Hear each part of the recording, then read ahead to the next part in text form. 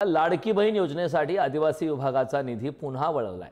335 कोटींचा निधी लाडक्या बहीण योजनेला देण्यात आलाय। आदिवासी विभागाचा निधी तिसऱ्यांदा वळवण्यात आलाय। लाडकी बहीण योजनेचा आदिवासी विभागावर परिणाम होणार नाही अशी चर्चा सध्या सुरू आहे। आदिवासी विकास मंत्री अशोक उईके यांनी या संदर्भातली माहिती दिली आहे। लाडकी बहीण ही आमची सामूहिक जबाबदारी असं सुद्धा यावेळी उईकेंनी म्हटलंय। आदिवासी विभागाच्या योजनेच्या अंमलबजावणीसाठी कुठलीही अडचण निर्माण होणार नाही। त्यामुळे लाडकी बहीण ही योजना महत्त्वाकांक्षी योजना आहे आणि ती त्या योजनेची प्रभावी अंमलबजावणी होण्यासाठी ही सर्व सामूहिक आणि सर्वांची जबाबदारी आहे।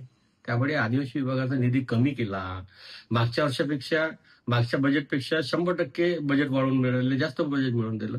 त्यामुळे कुठलीही योजना बंद होणार नाही।